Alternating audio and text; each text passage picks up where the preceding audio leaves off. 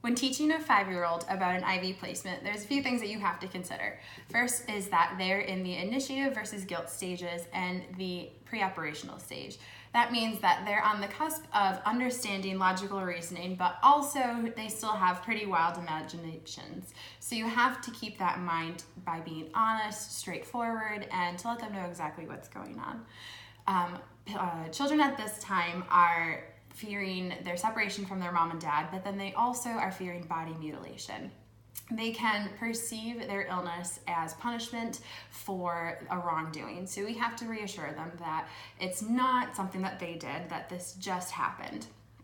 Also, at this age, 5-year-olds are very explorative and they are beginning to master skills. So it's very important for us to encourage that and to also praise them for when they are doing something right.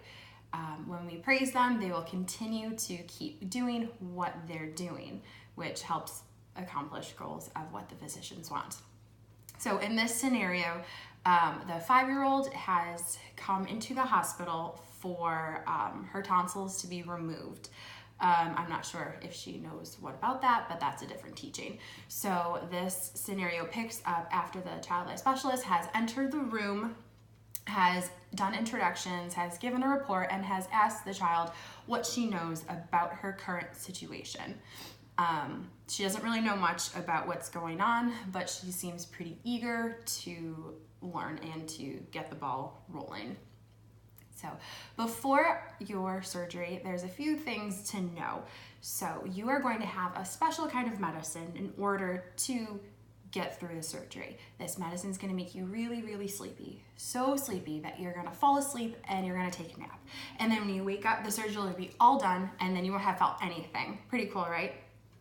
Okay, so we have to get this container full of medicine into your body.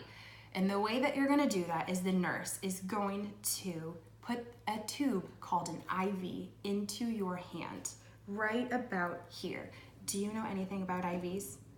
No, that's okay. That's why I'm here, and I will tell you.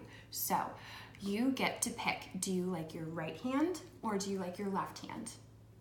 Your left hand? Me too. I was going to pick that. Okay, so the nurse will use a small needle. I know, it's not fun, but it will be done super fast and it's really, really quickly, I promise. She's going to use a needle to put a tube into your hand right about here. When the needle comes out, the tube will stay in, and the nurse will then put tape your tube to your hand, and that will stay there the whole time you're in the hospital. Now, first that we have to do is the nurse will take a small cloth and she will rub it on your hand. That gets rid of any bad things so that it doesn't get in your hand when she puts the tube in. After she does that, she cleans your hand. So you picked your left hand. So what she's going to do is she's going to ask you to hold your hand super still. You can have mommy hold you. You can do it all by yourself. You get to choose. So when you're holding super still, she's going to put the needle right in and then take it out. And like I said, the tube will still be in there. Now she's going to put it into a vein. Have you ever heard of a vein? No? Okay. Well, do you see all the blue lines on your hand? Those are veins. Veins hold our blood that goes all over our body, including our hand. So she's going to find one of those veins to put the tube in. Now you can help her out a little bit to make it a little bit easier, and that sounds like a good idea, right?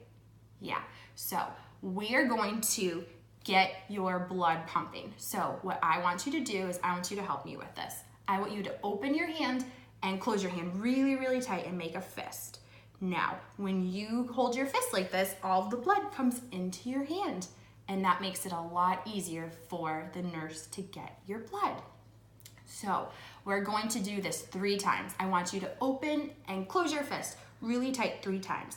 On the 3rd time, I want you to close it really tight and stay super still until I say stop. Can we practice that together? Okay, ready? 1, 2, 3, and hold it really tight. Okay, good job. So when the nurse comes in, she's going to do that. You are going to do that, and she's going to put the tube into your hand. Now you have a couple choices. Do you want to watch her do it, or do you want to close your eyes? Close your eyes? Okay, we can do that.